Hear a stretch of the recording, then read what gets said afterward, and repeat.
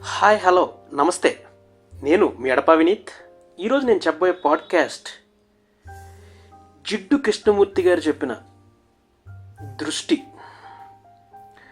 మనం ఫిలాసఫీని చెప్పడమే కాదు, చదవడమే కాదు, ఆ ఫిలాసఫీకి ఉన్న అంతర్దృష్టిని, అంతర్సృష్టిని మనం గమనించితే రాదు. అవును, ఈరోజు మన పాడ్కాస్ట్ దృష్టి. ఒక మనసు లేదా ఒక మనిషి లేదా ఒక జీవి తన దృష్టి సారించినప్పటి నుంచి తన దృష్టిని ఎంతవరకు ముందుకు తీసుకెళ్తుంది అని అంటే, ప్రపంచంలో మనం ఏ మూల చూసినా, ఏ క్షణంలో మనం గమనించినా కూడా మనిషి యొక్క లేకపోతే జీవి యొక్క అంతర్దృష్టి మాత్రమే పనిచేస్తూ ఉంటుంది ప్రపంచం మీద. ఆ దృష్టి యొక్క మనుగడ, ఆ దృష్టి యొక్క ప్రశాంతత, ఆ దృష్టి యొక్క పెను ప్రకంపనలు మాత్రమే ప్రపంచాన్ని శాసిస్తాయి. ఇక్కడ దృష్టి అంటే చూపు, విజన్ అని మాత్రమే కాదు, అంతర్దృష్టి ఉంటుంది, అంతర్సృష్టి ఉంటుంది. అంటే మనసులో ఉన్న భావాలు, మనసులో ఉన్న మలినాలు, అలాగే మనసులో ఉన్న దుఃఖాలు, సుఖాలు, బాధలు, కష్టాలు మాత్రమే కాదు, ప్రపంచాన్ని ముందుకు తీసుకెళ్ళగలిగే ఐడియాలు, అలాగే గమనించగలిగే శక్తి, అలాగే మెమరీ పవర్, ఇలా అనేక విధాలుగా మన దృష్టి ఏర్పడుతుంది అంటాడు జిడ్డు కృష్ణమూర్తి. ఒకరు చనిపోతూ ఉన్నప్పుడు తను చూశాడంట, మరణం అంటే మనం ఎంత భయపడతాం. మనం నిజంగా భయపడుతున్నది జీవించడం గురించి. మనకి జీవించడం ఎలా అన్నది తెలియదు, మనకి తెలిసినది దుఃఖం మాత్రమే. చిట్ట చివరి దుఃఖం మరణం అంటాడు జిడ్డు కృష్ణమూర్తి. అవును, జీవితాన్ని జీవితము మరణము అని రెండుగా మనం విభజించుకున్నాం. అందుచేతనే మరణంలో ఒక వేదన ఉన్నది, ఎడబాటు, ఒంటరితనం, ఏకాకితనం అనే వేదన. జీవితం మరణం అంతా ఒకే ఒక ప్రవాహం. అవి రెండు విడివిడిగా ఉండే స్థితులు కావు. జీవించడమే మరణించడం అంటాను నేను. అన్నింటికీ మరణించడము, ప్రతిరోజు పునర్జన్మించడము, ఒక సిద్ధాంతాన్ని తయారు చేసి ప్రకటిస్తున్నానని భావించడం, ఇదే మనిషి యొక్క దృష్టి. ఇది జీవించవలసిన, అనుభవించవలసిన సంగతి.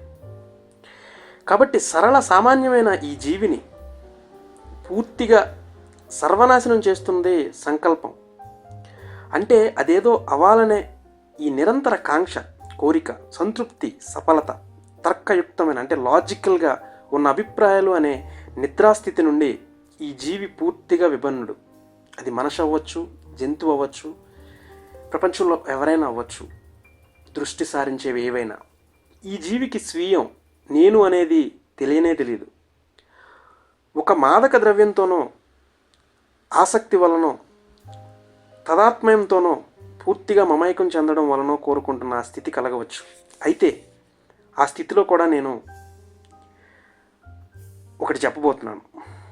నేను అనే స్వీయ స్పృహ, అవును, అచ్చమైన అస్తిత్వంలో సంకల్పం, దాని యొక్క పని, ఆ పని చేయడం, ఆగిపోవడం, ఇలాగే ఉంటాయి. ఈ ఆలోచనల చుట్టూ తిరిగి సరదాగా ఆటలాడుకో, సంతోషంగా ప్రయోగాలు చేసి చూడు అంటాను నేను. అవును, సమయాన్ని మనకు అనుకూలంగా మలుచుకోవడం ద్వారా మన యొక్క ఐడియాలజీ, మన యొక్క సిద్ధాంతాలు, మన యొక్క భావన, ప్రేరణాత్మకమైన ఏదైతే ప్రకృతి ఉంటుందో అది మనల్ని ముందుకు తీసుకెళ్తే విధానం, దాన్నే దృష్టి అంటాను నేను. ఈరోజు మేఘాల ఆటంకం లేని ఉషోదయం నేను చూశాను, మీరు కూడా చూడండి. తెల్లవారుజాము సమయం ఆకాశం ఎంతో సుకుమారంగా, నిర్మలంగా, నీలంగా కనపడుతుంది. నేను చూశాను, మీరు చూడండి. మేఘాలన్నీ ఎక్కడికో వెళ్ళిపోయినట్లుంది. అయితే పగటి వేళలో అవి ఎప్పుడైనా తిరిగి రావచ్చు కూడా అని అనిపించింది. మీకు కూడా అనిపిస్తే ఎస్, గ్రేట్. ఈ చలి, ఈ గాలులు, ఈ వర్షాలు తగ్గిపోయాక తిరిగి వసంత ఋతువు చటుక్కున వచ్చేస్తుందని అనిపించింది. ఓ పక్కన చలిగాలులు వీస్తున్న వాసంతిక మెల్లగా అడుగులు వేస్తూ ప్రవేశిస్తుంది. ఇక ఆ పైన ప్రతి ఆకు, ప్రతి మొక్క సంతోషంతో ప్రఫల్లమవుతున్నాయి. ఈ వసుధ ఎంత రమణీయంగా ఉంటుంది. ఈ భూమిపై ఉన్నవన్నీ ఎంత సౌందర్యంతో నిండి ఉంటాయి. కొండరాళ్ళు, సెలయేళ్ళు, వృక్షాలు, పచ్చగడ్డి, పువ్వులు, ఇంకా ఎన్నో అసంఖ్యాకమైన వాటిని ఈ వసుధ ప్రసవిస్తూ ఉంటుంది. మనిషి మాత్రం దుఃఖిస్తూ కూర్చుంటాడు. మనిషి మాత్రమే తన జాతిని, తన తోటి వారిని హతమారుస్తుంటాడు. Because is very negative. కాబట్టి ఇలా నా ఆలోచన సరళిని నేను పాజిటివ్గా మరలుస్తూ, కొన్ని మర్చిపోతూ, కొన్ని గుర్తుపెట్టుకుంటూ, మంచి చెడుని సమ్మేళనం చేసి మిళితం చేసుకుంటూ ముందుకెళ్తుంటే నా దృష్టి దేని మీద కేంద్రీకరించబడుతుంది అనేది నాకు ఒక అవగాహన వస్తుంది. అందుకే మీరు కూడా గమనించండి అంటున్నా.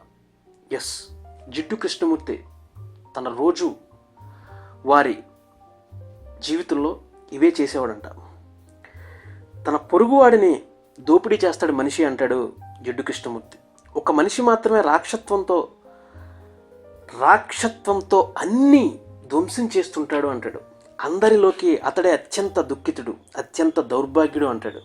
నూతన పరిశోధనలు కనిపెట్టడంలో దిట్ట, కాలాన్ని అంతరిక్షాన్ని కూడా జయించిన విజేత. ఇంతటి సామర్థ్యం, శక్తియుక్తులు ఉన్న మానవుడు మనోజ్ఞమైన ఆలయాలు, చర్చిలు, మసీదులు, సమున్నతమైన గోపురాలు నిర్మించి ఈ మానవుడు మళ్ళీ తమ అంధకారంలో తనే మ్రగ్గిపోతుంటాడు. అతడిలోని భయాలే అతడి దేవుళ్ళు అంటాను నేను. అతడి ప్రేమలో అతని ద్వేషం కనపడుతుంది. అతని ప్రేమే అతని ద్వేషం. ఈ సమరాలు లేకుండా, అంటే ఈ యుద్ధాలు లేకుండా, ఈ భయాలు లేకుండా ఎంత పరమాద్భుతమైన లోకాన్ని మనం నిర్మించుకోవచ్చో ఈ ఊహల వల్ల మనకు తెలుస్తుంది. That is positive thinking. ఈ ఊహాగానాల వల్ల ఉపయోగం ఏముంది అంటారేమో. ఊహాగానాలు చేయడం ఒట్టి దండగ అంటారేమో. దండగా అనే వాళ్ళకి నా ఈ పోడ్కాస్ట్ అర్థం కాకపోవచ్చు. కానీ వాస్తవికతలో బతుకుతూ ఇల్యూజన్ అనేదాన్ని వశం చేసుకుని పాజిటివ్గా ముందుకెళ్ళే వాళ్ళకి ఆ శక్తి ఉంటుంది. దానివల్ల ఉపయోగం లేకపోయినా ఒక మంచి నిర్మలమైన మనస్తత్వంతో నిద్రిస్తూ ముందుకెళ్ళొచ్చు, ఆరోగ్యంగా జీవించవచ్చు అని అంటాను నేను.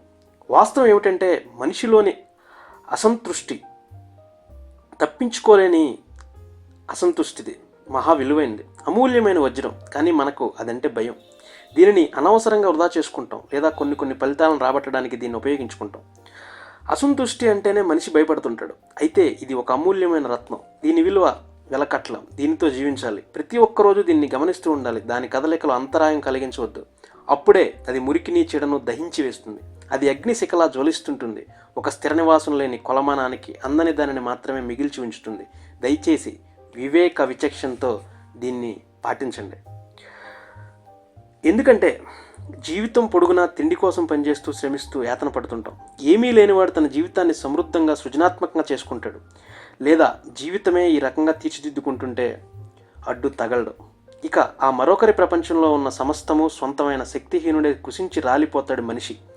ఒక మనిషికి చిన్న చెక్కను నేలను ఇస్తే దాన్ని అందంగా, బలవంతంగా అతను తయారు చేస్తాడు. మరొకరు అదే నేలను ఉపేక్షించి అది బీడైపోతుంటే చూస్తూ ఊరుకుని నవ్వుతూ ఉంటాడు. కాబట్టి ఇక్కడ అనేక రకాలైన మనుషులు, నిర్జీవంగా ఉన్నవాళ్ళు, కలిసి జీవిస్తున్న వాళ్ళు, ప్రపంచాన్ని శాసిస్తున్న వాళ్ళు, అందరితో ముందుకెళ్ళేవాళ్ళు, ఇలా రకరకాలైన మనుషులతో మన ప్రపంచం నిండి ఉంది. కాబట్టి జీవులమైన మనం ప్రశాంతతను కోరుకుందాం. ప్రదేశాలని విస్మరించకుండా చెట్లతో నింపేద్దాం. చాలా పాజిటివ్గా ఆలోచిద్దాం. శక్తిని పెంచుకుందాం. యువతను ప్రోత్సహిద్దాం. ఐడియాలజీని, సిద్ధాంతాలని ముందుకు తీసుకెళ్దాం. అన్నీ మనవే అని అనుకుందాం. మనం కాలు చాపి ఇది నాది అనే కంటే ఆ కాలు తీసి 10 మందికి దారి నేయడం మంచిది అంటాను. ఇది ఈరోజు పాడ్కాస్ట్.